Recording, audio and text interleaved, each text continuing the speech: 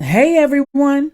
Thank you for taking the time to join in with Uncommon Women Podcast, a dope podcast to bring light to reality from real life people sharing real life stories with a host of women having real life talk, the good and the bad, with no judgment. Uncommon Women's Loyalty is here to support those that need a safe space to speak their truth and rawness to the world. Tune in, relax, take notes, and let's vibe. Here are your hosts, Uncommon Women. Good evening, everyone, and we are Uncommon Women. I am Jenny Lee. I am your co-host, Tyra. And I am Shanira, and today we have an amazing speaker that's going to be on with us in just a moment to share her testimony. Her name's Marcia. She's a mother, author, a wife, engineering and consultant management for over 15 years. She also is helping professional women take control of their life changes. And today she's going to share her testimony of caring for her amazing daughter who recently just had a birthday, but she's also bedridden. And so she's a woman of many hats, but she's definitely blessing other women and just doing a lot of things for the community. So thank you, Marcia, for being a part of Uncommon Women today. It's so good to be here. Talking to you all before we came on really set the tone, and I'm happy to be a part of the show. Yes, Amazing. welcome. Welcome. So before we get into today's testimony, can you tell us a little bit about you and how was your life growing up? Well, let's start with I'm an island girl. I grew up right here where I live, which is Trinidad and Tobago, the last island in the Caribbean. And I tell my students, I grew up in front of the forest next to the river. um, and the reason that's important for me to say to everybody is that no matter where I go, I want people to know that it doesn't matter where you start, it doesn't matter when you fall, it doesn't matter how hard things are. You get to set your cap at whatever you want and you get to make it come into your life. As long as you believe, as long as you're positive, as long as you have a contribution to make, that's all that you need to make you successful. Wow. So my parents were both teachers, primary school teachers, and our forefathers came from indentureship. So my forefathers would have come from India and they would have been brought to replace slaves when emancipation came. And so they grew up in pretty harsh circumstances as well, with huge numbers of people being packed into barracks and doing the work to replace the slaves who used to do the same work. Right. And we lost a lot, including our names, our heritage, our you don't know how your name is spelled, you don't know anything about where you came from. And a lot of the culture and so on was lost. So my parents grew up, especially my mom, grew up in a very, very poor background. And I remember stories that she would have told me of her mother wanting to send her family, her children to school. But the men had the perspective that girls were to be married off because the girl didn't stay in the home and therefore the wealth would leave the home when you marry the girl off. So why would you invest in this girl? Why would you build a girl up to give the wealth to somebody else's family, right? Mm-hmm. So there's one particular aunt, when she got to 11, um, some older head, maybe her dad, decided she's getting tall. It's time to get her married. What a strange reason to get somebody married. Wow. But let's marry her off. And her oldest son said, no, we are not getting her married. She needs to go to school. And it was the one male who was saying, no, she has the right to learn. She has the right to become who she's meant to become. And I'm willing to sacrifice. He was in school and he was learning himself. And he said, I'm going to be a student teacher and I will contribute to this home to get all these girls educated. I will sacrifice. So my mom used to go to school. She had one dress, she had no slippers, Wow. and she would go to Wow. school after feeding the one cow and after doing the gardening and after doing whatever. She'd walk to school and get in trouble for being late. Oh, wow. My mom became a teacher, and I Wow. became a university lecturer. Mm. Why? Because Wow.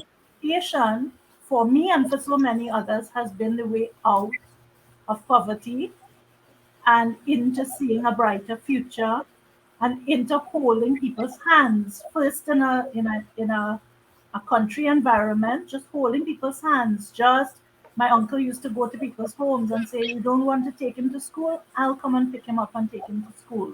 Wow. And walk children to school, right? So I think this is the kind of vibe and value that underlies the work you all do. It is, let's build communities. Mhm. Let's show people that they are enough.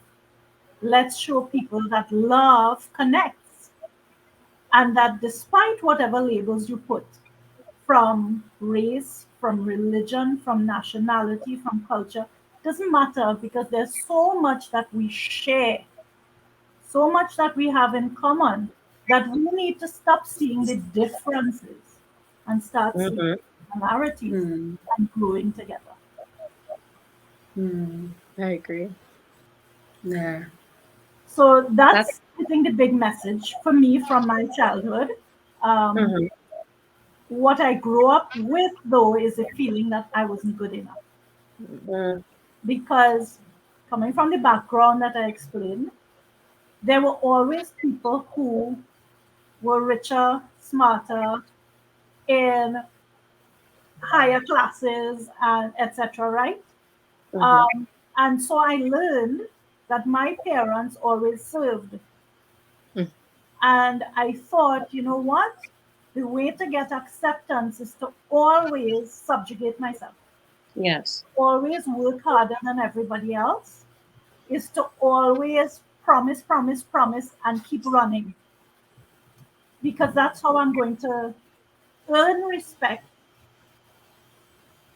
find people who appreciate me. And I'd never realized that all of that was buying love. Mm. Absolutely. Mm, I didn't realize that until I was in my 30s, mid 30s or late 30s. Wow. So I wow. spent all my working life as an engineer in company after company, Mhm. always being the overperformer, always taking on the crisis and jumping in there to say, yes, yes, I'll do it. Even Yeah. if I'm already full and I have no time, I'll take it home. And when everybody else was seen to, I'd start the second job and work till 2 and 3 in the morning. Wow. And then go back to work, being at work early and pretend like I was just, I'm here again and I'm ready to go again. Yeah. Never show them that you're human, because that makes you weak. And it was Right. the opposite Mm. of what I needed to do, but I didn't know that. Yeah. When did the transition Mm. happen in your life where you had to, when you stopped comparing yourself to others? It Did you was have a burnout? it was as if life was giving me situation after situation to shake me and wake me up, but I wasn't receiving the lesson. So I went through Mm. many cycles of problems, Yeah. abuse at work and bullying and illness and lots of things. But the real change happened in 2008. My son was 1 year and 3 months old, and my father passed away. Okay. He Mm. got in an accident, must have had a stroke behind the wheel and got in an accident, and he passed away. And I remember that day I slept in, I didn't wake. And my Mm. husband came and he said, Marsh, wake up. Your dad has been in an accident. I'm going to go find him. I'm going to go find his car. And I remember knowing that there was no going to find him because he was already gone. Mhm. Um, I don't know how I knew that. I suspect he was telling me that. Mm. Wow. Uh, Mm. but I told him, no, you're not going to find him. I'm going. If you want me to stay with Brian, that's my son, I think you need to stay with Brian because I'm going to find my dad. And well, dad had passed away when we got there. Mm-hmm. But but what happened is I had said to somebody who was saying something bad about my dad 2 weeks before. I said, you know, if he passes away, you'll regret what you're saying. You're going to miss him then. And 2 weeks later, he had passed away. And what came to me was, Marsh, stop crying. You need to do the best you can because this is happening and you have to learn from it. And I was feeling so guilty about that thought. Like, how dare you, Marsh, think that you need to make something good of losing the best person in your life? Right. Absolutely. But it turned out to be the truth because when I stopped and I thought long after, what would your dad want for you? And the answer is he would want me to be living my best life and he would want me Right. to be happy and he'd want me to be pursuing whatever it is Yeah. that I'm meant to do. Turned out that it was the opposite of what I was doing. I was a very good engineer. I did my job well, but it didn't light up my soul. Mm. And I had been laid off the day before he died, 2 days before. Wow. Wow. So I'd been laid off. I had a 1-year-old child, and my father died, who was my very, very best supporter in the world. So it felt like life just collapsed. Yeah. And I took stock and I said, you know what? You can get another job like this. You've been in so many before. But you Right. don't need it. So he had passed on, and I decided, okay, new life. Yeah. I started applying. I wanted to be a teacher. I had been teaching in tertiary education part time for a long time. I had given it up when my son was born because I needed time with him. Right. And I realized that just being an engineer, it was filling my pockets. It was giving me a company car and and a phone allowance, and and it seemed to be to the outside world like I had it made. But I was going home and I was crying every day. Yeah. When I saw Wow. someone who was my safe space, I would cry as soon as I drove in the car into the yard. It's so unfortunate that it took something devastating to happen for you to realize you weren't happy, that your job wasn't respecting your Yeah. boundaries, you know? That is insane. What's interesting, Tyra, is I knew I wasn't happy. I didn't have the Mm. guts to change it Yeah, yeah. because I would have broken my mom's heart to give up the job. I did. I got the degree and I got the jobs and so on because this is what a good girl does. Right. A good girl makes Yeah. her community proud and her parents proud and Yeah. the boxes, right? Mm-hmm. So, and I was through the same. I am a good girl. I am somebody who sacrifices. I'm somebody who does what's expected. And then dad passed away, and I realized, listen, at the end of my life, I don't want a full bank account. I want a full heart. Yes. I love that. Yes. I want to impact on people using the things that are calling to me in here that I may not have experienced yet, that I may not have given yet, that may be really shaking the foundation for me. It's scary. It's scary to call myself a coach right now. I have a PhD in engineering. Yeah. I got that PhD in industrial engineering in 2019 after 10 years of doing my PhD. Wow. Wow. And sometimes I think, Marsh, you must be really, in Trinidad, we use this word duncy. You What is must be really that? slow, right?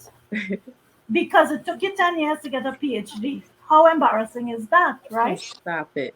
But there's a reason I say it publicly because I need to let other people know there's no shame in perseverance. Yeah. There's no shame in having a tough life because my daughter has been brain injured in those 10 years. I've been the full-time caregiver of a brain injured bedridden daughter and starting a career in academia. and starting up research for a PhD. If it takes me 10 years, then and you want to judge me, then go right ahead.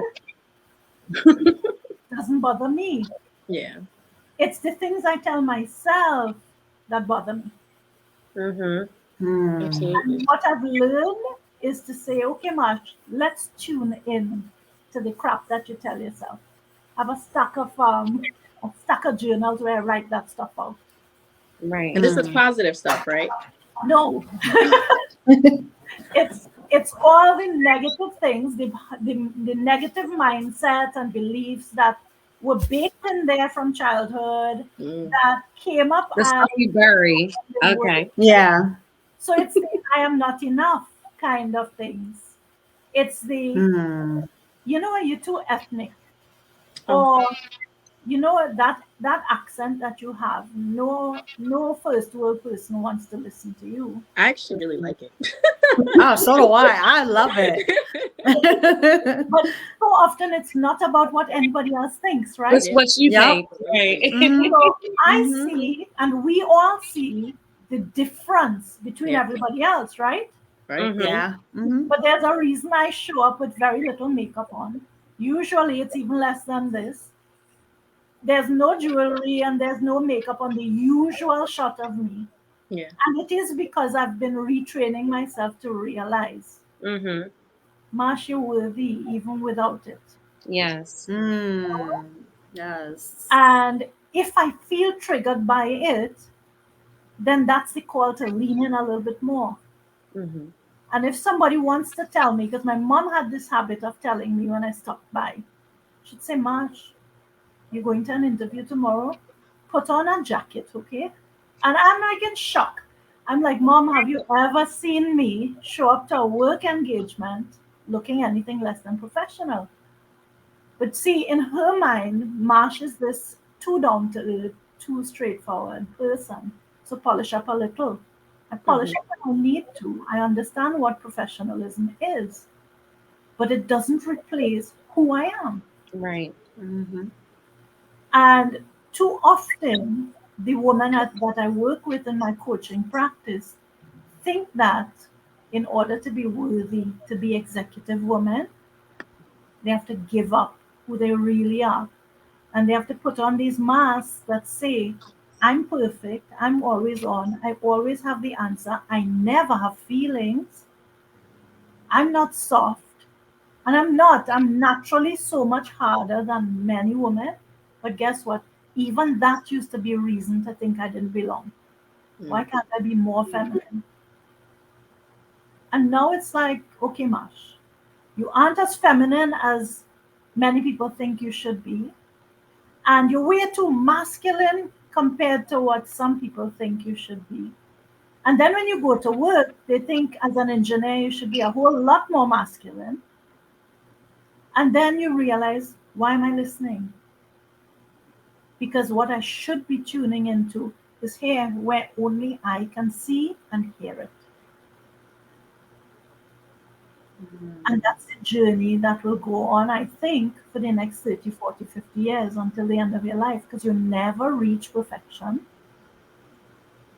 And that's the joy of living, that we get to evolve. I love that. That's Yes, boy. amazing. And I love how, you wanted to go back to school and be a teacher and, do something different for your life. How was it mentally for you to be able to, leave the house knowing that your daughter, is brain damaged and, needing 24/7 care? Well, I didn't leave the house and leave her with somebody, not for many, many years. What I did is so we had taken her at age 8 months to the States to do open heart surgery because she had been born with a problem that hadn't been diagnosed. And we'd been told that here in Trinidad, we couldn't do surgery. We had to wait until it became critical enough that we'd have to fly her out of the country to get. Wow.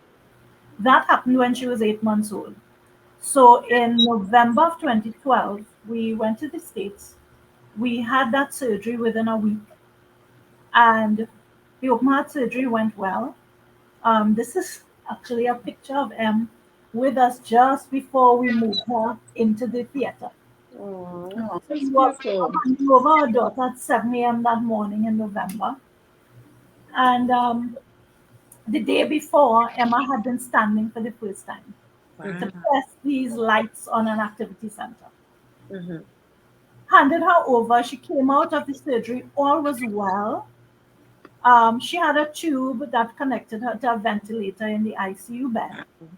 And that night, a doctor said, you know what? She's breathing above the ventilator. She's doing Wow. really well. The ventilator is no longer doing the breathing for her. She's breathing for herself. The sooner we pull the ventilator, pull her off the ventilator, the better for her in terms of recovery time.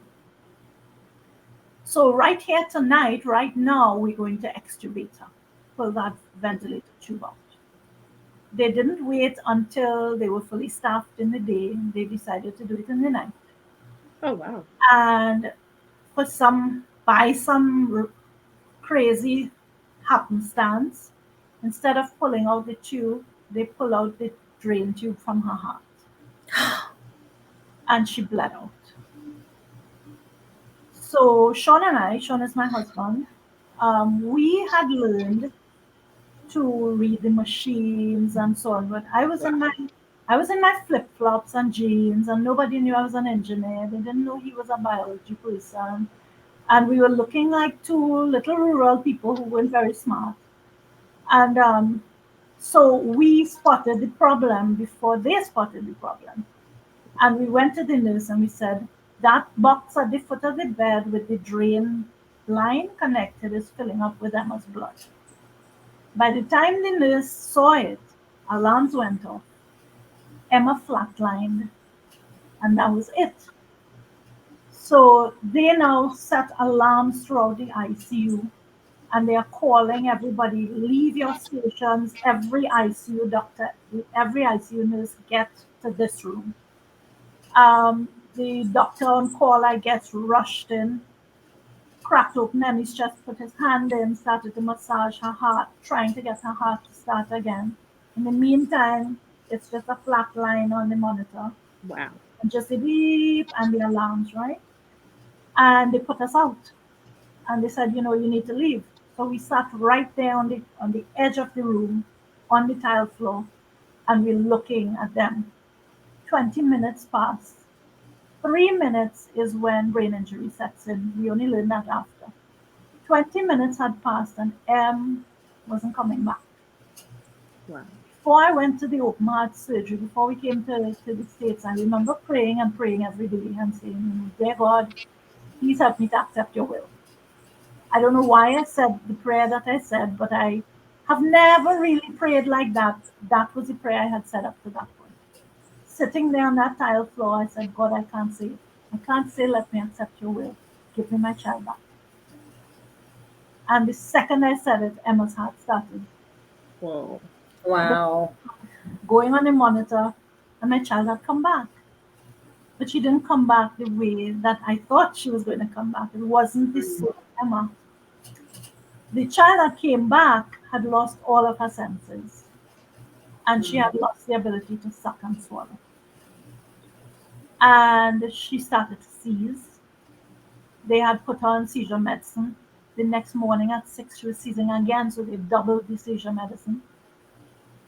And they said, eventually, it took 2 weeks for them to say, well, her organs haven't shut down, so let's do an MRI now.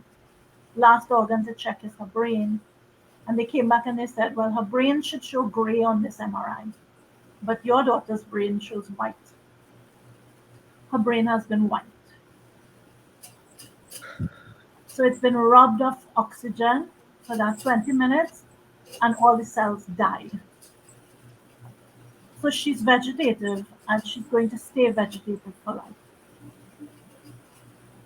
The next part was some doctor, and I've wiped so much of this. I think God wiped this stuff.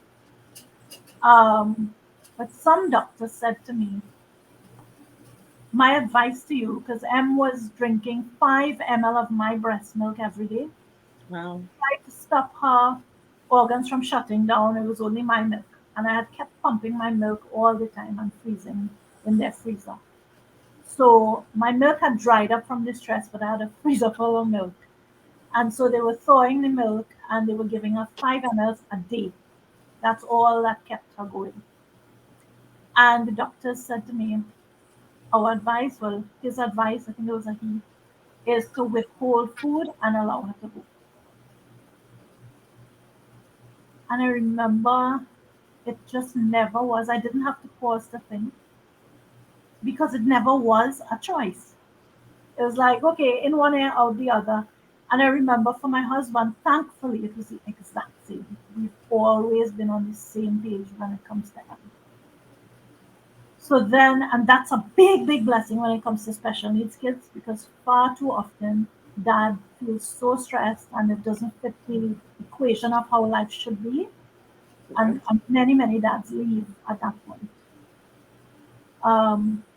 The second message I had was, well, if you all refuse to withhold food, the advice we have is put her in a home and move on because your life will never be worth living.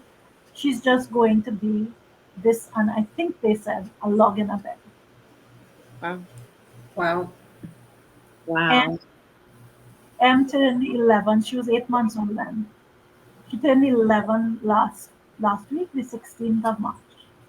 Wow. Happy belated birthday. Yeah, happy belated birthday. She has all these playlists with music from all genres. Oh, She loves John Legend's All of Me. I think most of her. Oh, yeah. She loves. We sing Christmas music every single day. Wow. Balls is a common song here. Since she turned 5, we've been singing Happy Birthday to her almost every day because she loves Happy Birthday. Oh. She loves starting her day with a prayer and 3 amens. I'm a Presbyterian, so we have these 3 amens we had. Well, the 3 amens, when I say each one, she repeats with her own arm. Oh, that's awesome. Oh.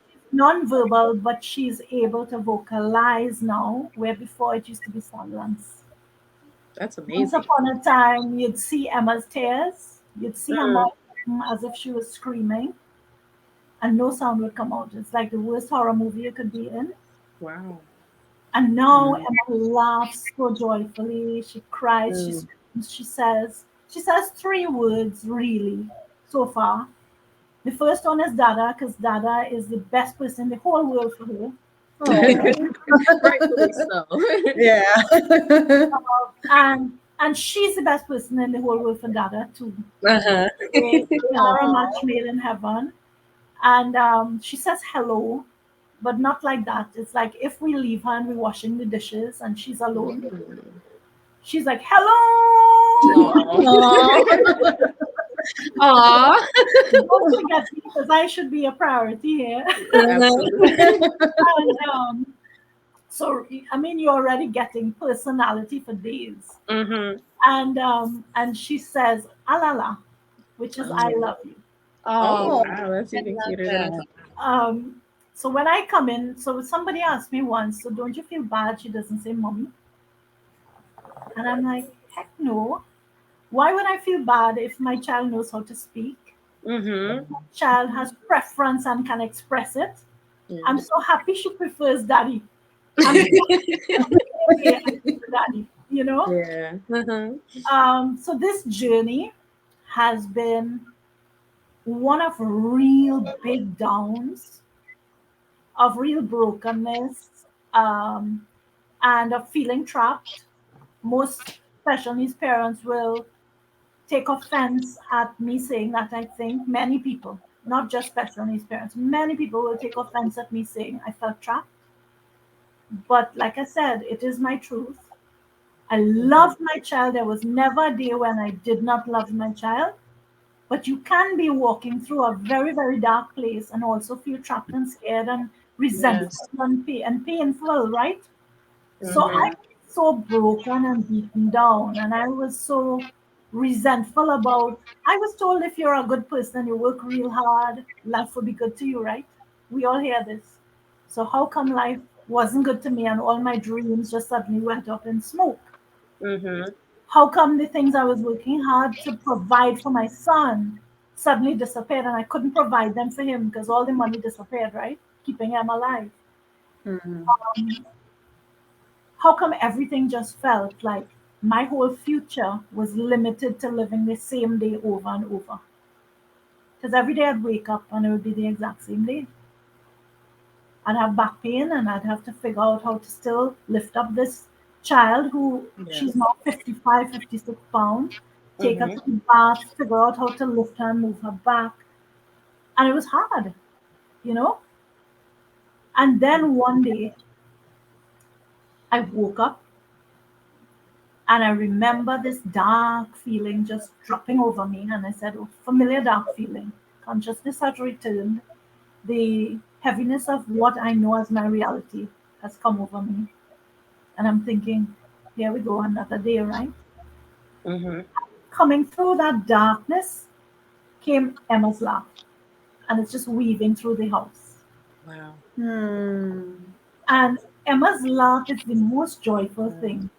I have some videos on my pages where you'll just hear Emma's laugh, and like I might get 2 likes on my other post, but I'll get 72 or 1,000 or something on Emma's laugh once. You know, because Aw. this little laugh comes through and it breaks through the darkness, and it says to me, Mm. "Stop, mommy, Oh. Mm. because you are mourning what you lost. What did you lose? Mm. I Mm. lost nothing. I Yeah. still have all my senses. I still have my cognitive function. I can still eat and move and do everything else. The person who lost it all is laughing in the other room. Wow. Mm. Come on. Mm. Yeah. The person who lost it all Wow. Mhm. is listening to a bird outside her window and saying, God, thank you for another day. I'm enjoying the heck out of these blessings that you've given me. Yeah. Yes. And Mm. I don't doubt I'm enough. I do not see what I do not have because I'm enough exactly as I am. Mm. That's So you all amazing. actually asked me a question in briefing me for this interview, and it's a very atypical response I'm going to give, but you'll see why. The question was, who is it that inspires you the most on this journey as a special needs parent? And the strange answer is the special needs child that I'm caring. Mm. Mm. And I never would have dreamed that this would be the answer, but it is the answer that came up when I read your question. And that's because I think Emma came here with a big lesson to teach the world. Mm. Mhm. Mm. And I think I'm her translator. Oh, Come I on. I love love it. that. I Good love it. for you. Yeah. You may Yes. not be able I, to I say was like, the I don't have words. any tissues. Like, oh, What do you need some tissues, girl? ah. She can't say the words, but she talks to me. I've never not known, neither has Sean. We've both always known, and Brian as well, that's our son.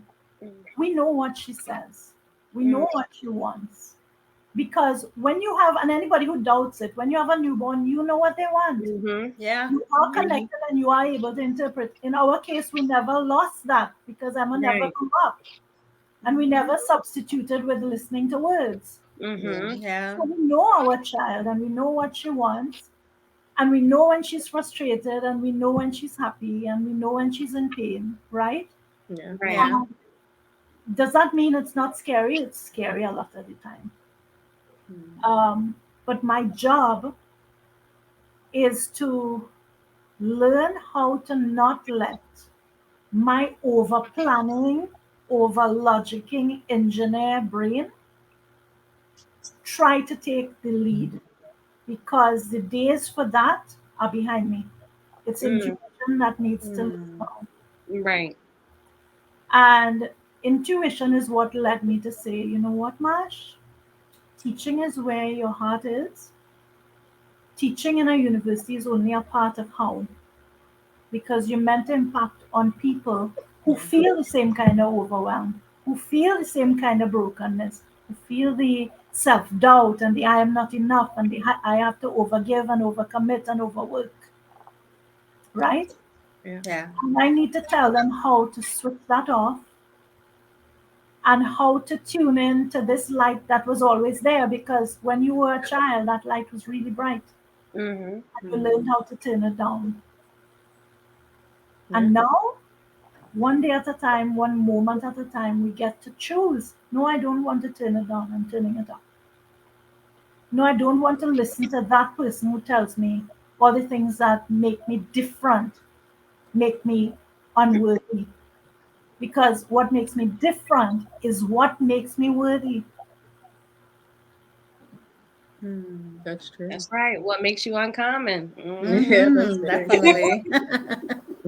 So that's why, and this might be the right time to tell you about the book. Yes. That's why Emma's book is what got written. And I call it Light in the Path.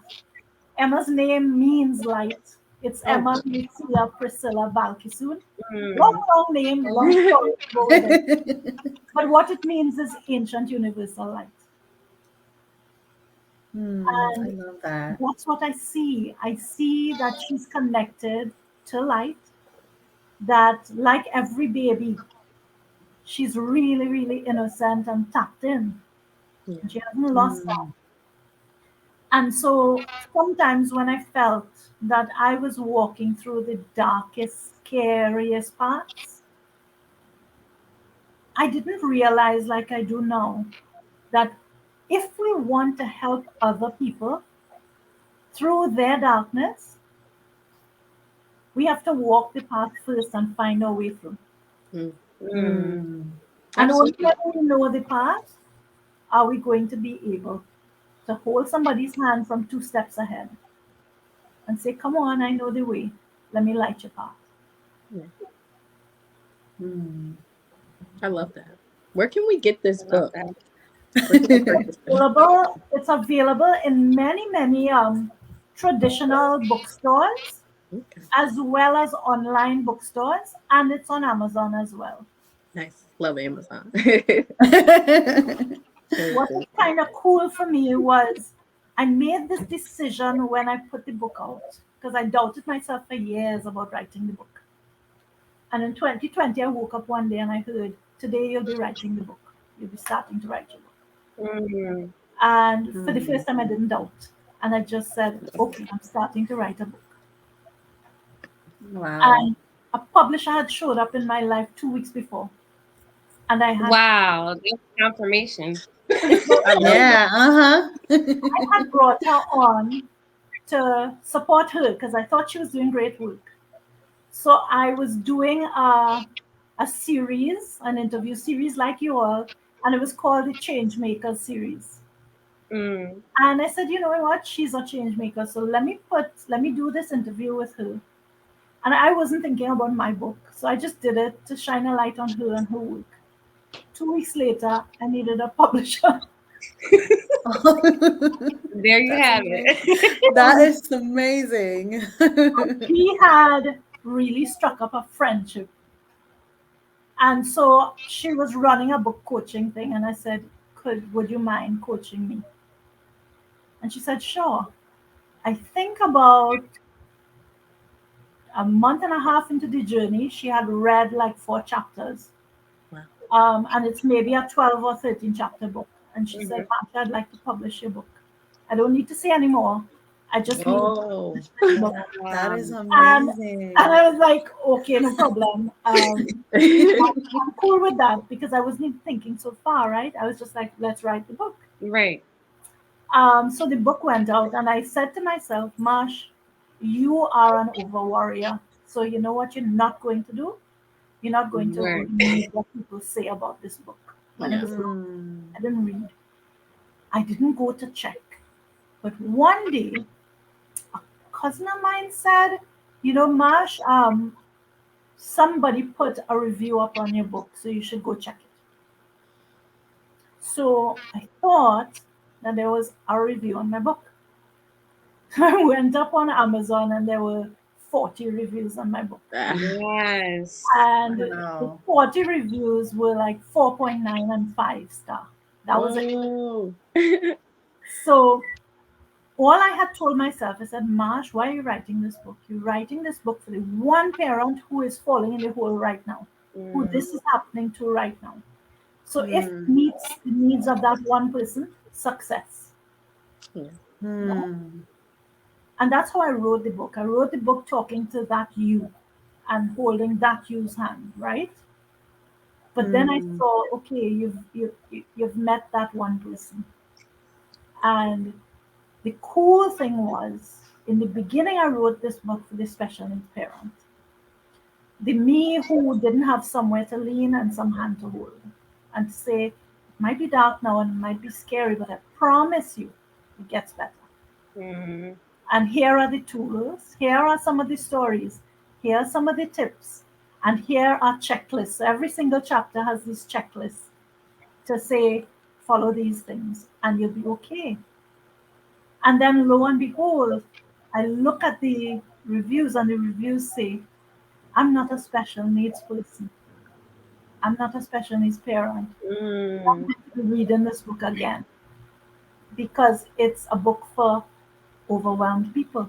Yeah. It's a book to say this is a human condition just on steroids. Yes. Yeah, because this is my challenge. Exactly. Does it mean it's the only challenge? Yeah. It's not. So many people are struggling with their Right. particular brand of challenge. And it's not Mhm. about comparing, well, my challenge is harder or I deserve more pity or sympathy. Because when I was younger, a small thing used to flatten me the way this big thing flattens me. It's about where we are in life Absolutely. Yeah. and what the effect of whatever is on us. It's not about the size compared to anybody else. You're absolutely right. And so that's what lit me up because everybody keeps saying, Marsha, you need to coach special needs parents.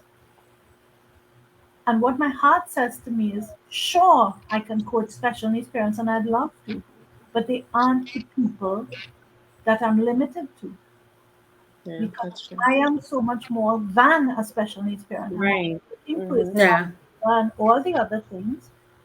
And we all feel overwhelmed. Here's how to step out of that. Here's how to grow your vision. Here's how to tap into what is meant to light you up and how you are meant to light up the world. And here's how to start refocusing and repositioning. And it starts with what's inside, which means that nobody else gets to see it. And I Right. don't have to go and post pictures of me kissing my husband on our anniversary to prove I have a relationship with Yeah. him. And just because I put a picture of M or a picture of me, I don't have to be perfectly made up for it to be a fair picture to put up. You know, I do feel embarrassed by some of the ugly stuff I put up, but That's it's you being you, though. Yeah, exactly. we like to be critical of ourselves. Mm-hmm. Yeah. I remember, excuse me, when I was growing up, a particular adult in my life told me how big my nose was and how ugly I was. Wow. And I used to have even fuller lips when I was younger. And this adult used to tell me to bite my lip, pull it and bite it, and make sure nobody else sees. Wow. I think that person went to uh, a school that was run by people who looked different. And that person learned that beauty looks different and decided that even though they didn't look like that, they would adopt those beauty standards. Wow.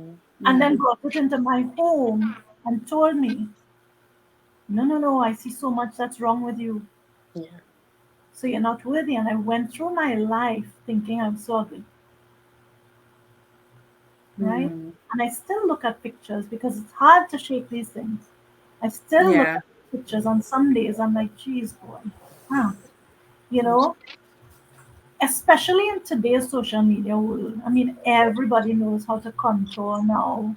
Mm-hmm. Everybody knows how to make your lip look fuller, how to make your lip look thinner, Mm-hmm. or how to make your Yeah. neck look like you don't have the extra on it, The little etc., tip neck. etc. Right? And do I feel pressure? hmm If I want to grow my coaching business, if I look a little more cookie cutter, might I get some more views? I'm betting I would. But then would I be You're not standing in gonna the be line yourself. that I'm trying to tell people Yeah. to take on for themselves? Yeah. Mm-hmm. So if I Mhm. want to say be authentic, Yeah. And that then would be your childhood all over again. You know, Right. you yeah, doing what everyone else thinks is the right way for you to live. exactly. Mm. And this journey has been when M was born with six fingers on one hand. We didn't know, they didn't tell us. Wow. And for some reason, I was counting, and I didn't count for my son, but again, intuition. So I'm counting, and I keep getting six, and I'm like, "Ooh, I must be on drugs." The drugs me to count six. So I kept counting, and then I called my husband over, and I said, "Sean, please do some counting for me. I keep getting six." And he counted, and he started to cry because he's a biology teacher. Wow. Mm. And I Wow. said, like, why are you crying? And he said, well, Marsh, it is six. And when you have six fingers, it often means that you have malformation of organs. Wow.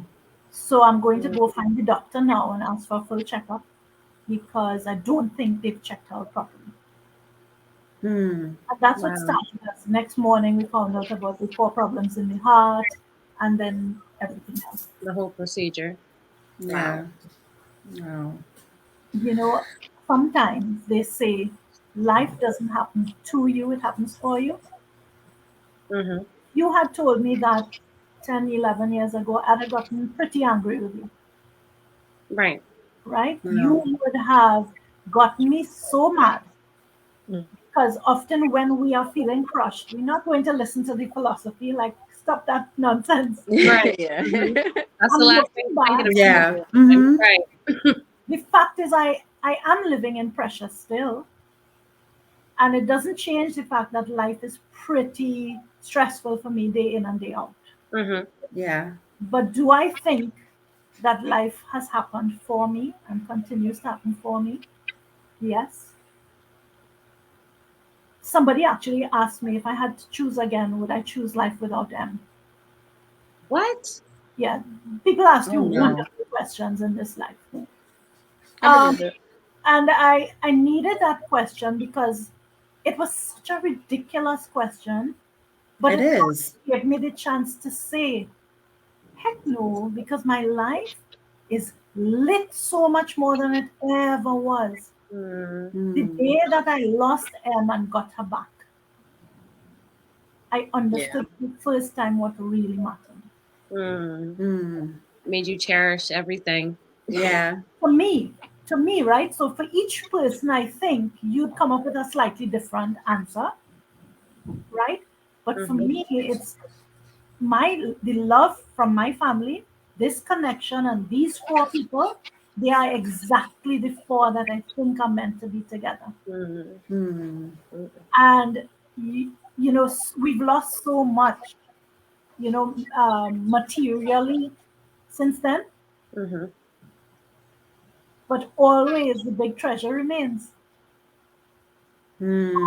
The Yeah. journey has opened me up to a whole different path in my life. So life has happened for me and continues to happen for me. Yeah. I love it. So do I. It's you have like an amazing story. It's such the bravery, and then like but being a mother of special needs. Not everyone can do what you do, and I applaud you. A mother's love is unconditional, and there's nothing compared to anything, especially you know us, as me being a mother and Shanera being a mother and Tyra being a mother. It's amazing. A, Not Oh, yet. a Not mother, yet. a yeah. mother. Oh, No, well. no, no. But that's No, great. sorry No, about that's that. what's But really good. it's being a mother is an amazing gift and a blessing from God. And I thank you for your brave testimony, and Yeah. thank you so much, Marcia, for coming on and speaking your story, and especially with your book that is inspiring others out there. So Yeah. thank you again. thank you for our listeners this evening for coming on and listening to this powerful story. If you or anyone like to be a guest speaker, make you can email us at uncommonwomenpodcast@gmail.com, and make sure you tune in every Monday for Motivational Mondays with Tyra, our girl guru. Yes. Make sure you check her out, be inspired, and make sure you follow and like our YouTube channel, Uncommon Women Podcast, as well as tune in next week for another amazing and powerful story at 8 o'clock p.m. Eastern Time, and stay uncommon. So there is one question, Marcia, that I wanted to ask before we actually wrap up, and it's what makes you uncommon? I thought long and hard about this because we often think there's nothing much special about ourselves, right? What makes me uncommon, I think, is that I'm willing to show that I'm very, very flawed and that I'm enough anyway. Yeah. You're very transparent. It taught me a lot. And even though I'm not a mom, you never know. And, everyone says, what are you having? That's a common question. And they say, I just want a healthy baby. And it's like, no. Like, you gave me a whole different perspective. Like, no, I want what's for me. I don't, you know what I mean? It doesn't matter, so that's amazing. And even though I'm not a parent yet, you definitely humbled me, you know what I mean? In so many different ways. So it was a blessing talking to you. Thank you so much. I have one thing I want to say before you end, if that's okay. Absolutely. And that is, you said I'm a wonderful mom, and I appreciate that. But I can't help but say my husband is so much the glue that keeps me together and keeps our family together. He doesn't fall into the traditional role of dad. He's the one that she wants to feed him, to feed her and to hold her so often. I'm the one who goes and does therapy and rough plays, and so in some ways we exchange roles, right? I schedule the therapies and I do the research, but he's the gentle touch, and he's the loving one. And so I really needed to say that I'm so grateful for Sean, and I think that that's a big reason that my life feels blessed, that I have really, really wonderful guys in my life. My son, Brian, who's 16, and my husband, who's remain unstated. Yeah. I'm so happy that you have someone that is not only good to you, but amazing with your daughter. Yes, amazing support. Shout out to Sean, aka And we have a nurse. Our nurse is Melissa. Okay. And she feels like my sister. Wow. That's a good nurse. That's good when you have somebody, a caregiver like that you have a bond like that in a relationship, because that goes to show how much she cares and loves you and loves your daughter and your family. Yeah, she's a blessing. I love it. I'm so happy that you do have an amazing support team. And, Emma's 11 years old now and just striving. And I'm super excited to see what this year and maybe next year brings for her, what new words we might have. So I really want to stay connected with you. I appreciate you opening up today and sharing your amazing testimony, and just, still being the light that you are, and going through everything that you've been through in life from even being a child. So thank you, Marcia. We truly appreciate you for coming on our show today. And viewers, remember, stay uncommon. Thanks for having me on. We hope you enjoyed today's episode. If you've been shacking up with us for a while and haven't subscribed to our channel, what are you waiting for? Please like and subscribe to Uncommon Woman so you won't miss another episode. And remember, don't let anything or anyone affect your peace. Good vibes and stay uncommon.